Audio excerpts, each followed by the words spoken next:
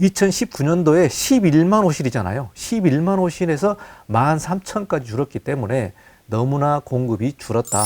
서울 기준으로 보게 되면 2023년 5월, 6월에 인허가가 0건입니다. 0건. 이 정도로 상당히 심각합니다. 상당히 심각하다. 여러분의 구독이 강의의 힘이기 때문에 여러분의 구독과 좋아요를 부탁드리겠습니다.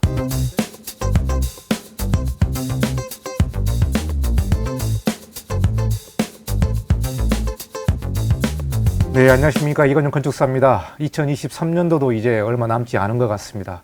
올 한 해 마무리 잘 하시고 2024년도 계획 잘 세우시기 바라겠습니다. 2023년도 상당히 안 좋았습니다. 부동산 경기도 안 좋았고 건축, 건설, 전반적으로 건설과 관련된 모든 분야가 상당히 좀 안 좋았습니다. 특히 도시형 생활주택, 오피스텔 이 부분이 상당히 더 안 좋은데요.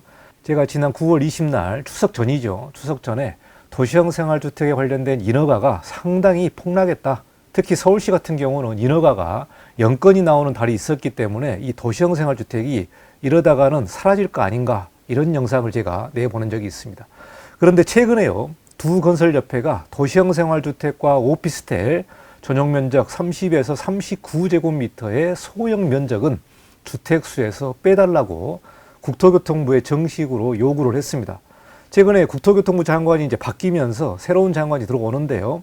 이 부분에 맞춰서 소형 면적의 도시형 생활주택과 오피스텔을 이 주택수에서 빼달라. 그리고 건축 기준도 좀 완화해달라. 이렇게 요청을 했기 때문에 이 부분은 현재 주택 경기가 상당히 안 좋고요. 거의 뭐 전멸하다시피 이 시장이 너무나 어렵습니다. 그래서 아파트와 비아파트 이 두 분야의 이 주택수를 비교해 보면 비아파트 부분이 상당히 어렵습니다. 그래서 두 건설협회가 국토교통부에 정식으로 주택수에서 좀 빼달라 이렇게 요청을 했기 때문에 이 뉴스를 여러분에게 좀 전달해 보도록 하겠습니다. 자, 먼저 요약을 먼저 말씀드려 보도록 하겠습니다. 2023년도 주택 경기가 너무나 안 좋았습니다. 여러분 잘 아시다시피 아파트 공급 물량도 너무나 줄었고요. 그리고 비아파트 부분도 인허가, 착공, 준공 실적들이 너무나 안 좋기 때문에 2023년도는 너무나 어렵습니다. 더 문제되는 부분이 뭐냐면 2024년도는 더 안 좋다라는 그런 전망들이 많이 나왔기 때문에요. 지금 보면은 건설업체도 많이 폐업을 했고요. 그리고 공인중개사 부분, 또 건축사 사무소, 건설 전반적으로 너무나 안 좋습니다. 그리고 2023년도에 도시형 생활주택, 오피스텔 인허가가 폭감을 했는데요. 왜 폭락을 했느냐?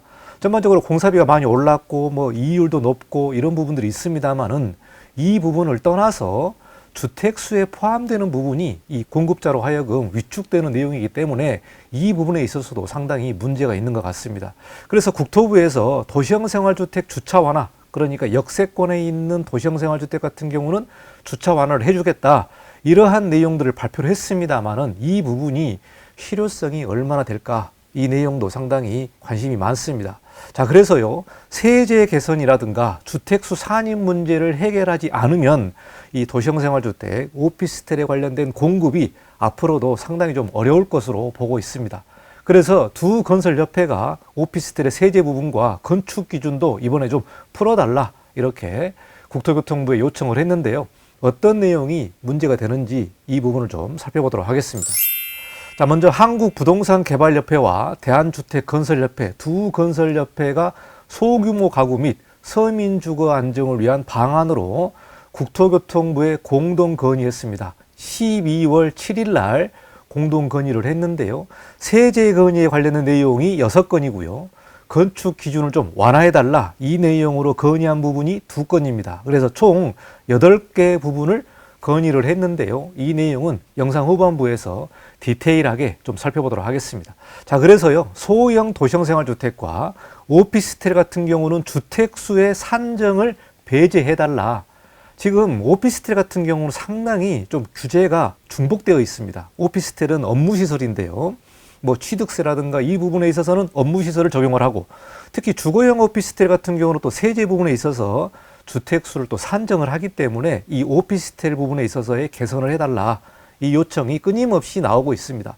그래서 종부세라든가 양도세 중과 배제, 그리고 부가세 면제 관련된 부분에 있어서 오피스텔 기준에 대한 세제를 개선을 해야만 공급이 될 것이다, 이렇게 보고 있습니다. 그래서 대한주택건설협회와 한국부동산개발협회 이 두 협회에서 국토부에 정식적으로 건의를 했습니다. 자, 건설업체들이 1인 가구 주거시설에 관련된 공급이 상당히 심각합니다. 그래서 공급에 관련된 문제를 해결하기 위해서는 전용 30에서 39제곱미터, 즉 소형 면적이죠. 도시형 생활주택이라든가 오피스텔에 대해서는 주택수 산정에서 좀 제외해야 된다. 이 내용을 9월부터 계속해서 요구를 하고 있습니다. 그만큼 시장에서는 이 문제가 심각하게 보고 있고요. 공급에 있어서의 시장이 너무나 얼어붙었기 때문에 이 부분을 해결하지 않으면 앞으로 소형 주택에 관련된 내용이 어렵다. 이렇게 보고 있는 것 같습니다. 자, 2023년도 오피스텔을 보니까요. 소형 면적의 공급이 무려 68%가 감소했습니다. 68%. 도시형 생활주택도 거의 70% 정도 감소한 걸로 보고 있는데요. 오피스텔 부분이 상당히 감소를 했습니다. 그래서 비아파트, 그러니까 도시형 생활주택, 다세대 주택, 그리고 오피스텔에 관련된 비아파트 부분에 있어서 공급 대란이 오고 있고요. 지난 12월 6일 국회에서 청년 독신가구용 주택공급 활성화 세미나가 열렸습니다. 주택산업연구원에서 이 연구자료를 발표를 했는데요. 이 주택산업연구원 연구자료를 바탕으로 해서 두 건설협회가 국토부에 요청을 한 것 같습니다. 국토부에 요청한 내용을 좀 요약을 하면은 규제를 개선해서 시장 수요를 회복해달라. 너무나 시장이 어렵기 때문에 규제를 좀 개선해달라는 요청이고요. 사업자들이 공급을 확대할 수 있는 환경을 마련해달라. 특히 이 사업자들이 공급을 확대할 수 있는 여건이 되어야만 소형주택에 관련된 내용과 오피스텔이 공급이 된다. 그래서 그 환경을 좀 개선해달라고 요청을 하고 있습니다. 자, 그래서 두 협회가요, 지금 상황이 지속된다면 향후 2, 3년 내에 임대차 시장이 불안정할 수 있고 서민이나 청년층의 주거 안정이 크게 위협받을 것으로 예상되기 때문에 앞으로 현재 지금 올해 공급이 너무나 부족했기 때문에 바로 2024년이나 2025년에는 이 공급이 상당히 어려워질 걸로 보고 있습니다. 그렇기 때문에 이 부분에 있어서 1인 가구의 주택 시장이 너무나 불안하고 또 주거 안정이 위협받기 때문에 이 부분에 있어서 특히 사업자들이 공급을 할 수 있도록 환경을 좀 마련해달라. 이 내용으로 국토부에 요청을 했습니다. 자, 주택산업연구원의 세미나 자료가 있는데요. 청년 등 독신가구용의 주택공급 활성화 방안에 관련된 주택산업연구원 내용이 있습니다. 이 내용은 12월 6일 날 발표를 했고요. 총 41쪽으로 구성되어 있습니다. 그래서 여기 목차를 보시면은 독신가구의 주거 실태, 주택공급 현황 및 문제점, 주택공급 부진의 원인, 그리고 앞으로 주택공급 활성화를 위한 정책 방안에 관련된 내용이 나와 있기 때문에 여러분 이 연구 자료를 보시려면 주택산업연구원 홈페이지 가시면요. 이 세미나 자료가 있습니다. 여기에 굉장히 알차게 연구 자료가 나와 있고요. 통계 자료도 상당히 많은 것 같습니다. 그래서 이 영상에서 조금 중요한 부분들만 제가 발췌를 해서 여러분에게 요약 설명을 하도록 하겠습니다. 자, 여기 보시면은 주택 인허가 착공 분양 준공 실적이 나와 있는데요. 인허가 착공 분양 준공 전반적으로 2023년 1월부터 9월까지 통계 자료가 나와 있습니다. 여기서 보시면요. 2022년도가 나와 있고요. 2023년 1월부터 9월까지 누계 통계 자료가 나와 있는데요. 인허가 같은 경우는 무려 32.7%가 감소를 했고요. 착공이 중요하죠. 착공 같은 경우는 실제적인 공급을 만들기 때문에 착공에 관련된 내용이 중요한데요. 무려 57.2%가 감소를 했습니다. 굉장히 폭감한 내용으로 보고 있는데요. 이 착공이 급감했기 때문에 앞으로 공급이 실제적으로 이루어지지 않겠다. 이렇게 볼 수 있고요. 분양 같은 경우도 42.2%가 감소했다. 그리고 준공 실적도요. 12.5%가 감소를 했습니다. 자, 이 부분은 주택에 관련된 부분이기 때문에 주택에 있어서의 아파트와 다세대 주택 관련된 빌라 같은 부분들도 다 포함되어 있는 내용이 되겠습니다. 자, 여기서 보시면은 이 그래프가 상당히 조금 감소하고 있는 내용을 보고 있는데요. 주택산업연구원 이 내용에서 자세히 살펴보시면 좋을 것 같습니다. 자, 그러면은 아파트를 제외한 도시형 생활주택과 오피스텔에 관련된 통계를 좀 보도록 하겠습니다. 자, 먼저 오피스텔 공급 현황을 보시면요. 입주 가능 물량 기준으로 통계가 나와 있습니다. 자, 그래서 2017년도부터 2023년 9월까지 통계가 나와 있는데요. 2019년도가 피크를 찍은 것 같습니다. 그래서 10만 9천 실을 제공을 했습니다. 10만 9천 실. 상당히 많이 공급을 했는데요. 2022년도 통계를 보니까요. 5만 2천 호실이 공급되어 있는 것으로 보고 있는데요. 자, 여기서 1월부터 9월까지 누계를 보니까요.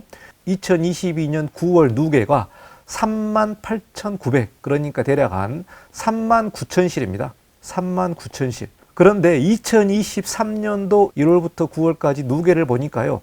12,800호실입니다. 12,800호실. 그러니까 3만 9천에서 13,000으로 많이 줄었죠. 3만 9천에서 13,000호실로 줄었기 때문에 어마어마하게 감소를 하고 있고요. 2019년이나 2020년 비교를 해보면 어마어마하게 줄었습니다. 2019년도에 11만 호실이잖아요. 11만 호실에서 13,000까지 줄었기 때문에 너무나 공급이 줄었다. 이렇게 볼 수 있을 것 같습니다. 자, 여기 요약을 보시면요. 2023년 9월 누계를 보니까요. 전년 동기 대비 67.1%가 감소했습니다. 67.1%.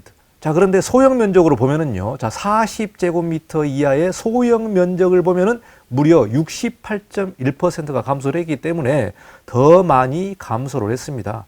그러니까 거의 뭐 70%가 감소했잖아요. 40제곱미터 미만의 소형 면적을 보니까 오피스텔 같은 경우는 9월까지 누계를 보니까 무려 70%가 감소를 했기 때문에 2024년도, 2025년도 이 부분에 있어서의 공급 물량이 상당히 줄어들 것으로 보고 있습니다. 이 부분에 있어서의 통계로 보니까요. 이런 내용으로 나와 있기 때문에 이 협회에서 상당히 문제가 좀 심각하다. 이 부분을 개선해달라. 이렇게 요청을 하고 있습니다. 자, 그러면은 도시형 생활주택 공급 현황을 보도록 하겠습니다. 도시형 생활주택은 더 심각합니다. 더 심각하다. 자, 2023년 9월까지 누계 이 통계를 2022년 9월 누계와 비교를 해보니까요. 2022년도는 2만 2천 호를 공급했습니다. 2만 2천 호. 도시형 생활주택 같은 경우는 대부분이 원룸형이 많고요. 이제 종종 도시형 생활주택, 단지형 다세대가 많습니다만은 전반적으로 이 비교를 해보면은 2만 2천 호를 공급을 했는데 2023년도는 5,800호입니다. 5,800호. 이게 70% 이상을 감소했습니다. 70% 이상. 서울 기준으로 보게 되면 2023년 5월, 6월에 인허가가 0건입니다. 0건. 이 정도로 상당히 심각합니다. 상당히 심각하다. 그래서 여기서 보시면은 단지형 연립, 단지형 다세대, 소형 주택 모두 70% 이상 감소를 했다. 작년 9월 누계 2만 2천 호가 2023년도는 6천 호까지 감소를 했기 때문에 어마어마한 양으로 감소를 했습니다. 그러니까 1인 가구를 공급하는 게 오피스텔이라든가 도시형 생활주택 관련 경우가 대부분 1인 가구를 위한 주택에 관련된 내용이 되는데요. 무려 70% 이상을 감소했기 때문에 이거 큰일 났다. 2024년도, 2025년도 이 공급에 상당히 어려울 것으로 보고 있다. 이 부분을 말하고 있습니다. 자, 그래서 오피스텔이 이 주거와 어떤 문제가 있는지 이 비교표를 좀 보도록 하겠습니다. 자, 이게 주택산업연구원에서 발표한 내용이 되겠는데요. 이 주거용 오피스텔에 관련된 문제가 무엇인지 이 내용을 비교를 했습니다. 자, 그래서 이 항목별로 좀 살펴보도록 하겠습니다. 자, 공급할 때 취득시, 보유시, 매각시 이 각 단계별로 주택과 주거용 오피스텔이 무엇이 차이가 나는지 좀 살펴보도록 하겠습니다. 자, 공급할 때는 부가가치세 항목에서요. 주택은 면제되는데요. 주거용 오피스텔은 부가가치세 환급 면제 대상에서 제외를 하고 있습니다. 자, 취득할 때 취득세를 내는데요. 주택 같은 경우는 주택 취득세가 1 내지 3%고요. 서민주택이나 생애 최초 주택은 취득세를 감면하고 있습니다. 자, 그런데 주거용 오피스텔은 비주택으로 간주를 해서 취득세를 4.6%를 적용을 하게 됩니다. 4.6%를 적용한다. 그리고 주택을 추가 매수할 때는 주택으로 또 간주를 해서요. 취득세를 중과합니다. 그러니까 오피스텔은 업무시설이죠. 업무시설이기 때문에 공급할 때는 면제 대상에서 제외하고 또 취득할 때도 주택에서 제외를 시켜서 이 4.6%의 취득세를 부과를 하고 있습니다. 자, 그런데 보유할 때는 또 재산세는 주택분으로 또 계산을 해서요. 0.1 내지 0.4%를 부과를 하고요. 종부세 같은 경우도 주택수를 합산을 하게 됩니다. 그렇기 때문에 어떨 때는 업무시설로 하고 어떨 때는 또 주택으로 하고 이러니까 이 세제의 일관성이 떨어지는 부분이 되겠죠. 그러니까 보유할 때 재산세라든가 종부세가 주택으로 산정을 해가지고 계산을 한다면은 취득세 같은 경우도 주택으로 간주를 해서 1 내지 3%로 해야 되는데 이게 아니라는 겁니다. 이게 아니다. 자, 그리고 양도할 때도 문제되는 거죠. 양도할 때. 양도할 때도 주택수에 합산을 해가지고요. 다주택자는 양도세를 중과를 하게 됩니다. 이 부분에 있어서 상당히 조금 들쑥날쑥이기 때문에 이 부분을 좀 개선을 해야 되지 않는가 이렇게 말을 하고 있고요. 그래서 주취득세, 재산세, 종부세, 양도세는 주택으로 취급해서 다주택자 중과를 하고 있다. 자, 일반 주택에 적용되는 취득세, 감면정책 및 부가가치세 면제 대상에서는 또 제외를 하고 있기 때문에 오피스텔에 관련된 세제 개선을 좀 해달라 이렇게 요청을 하고 있습니다.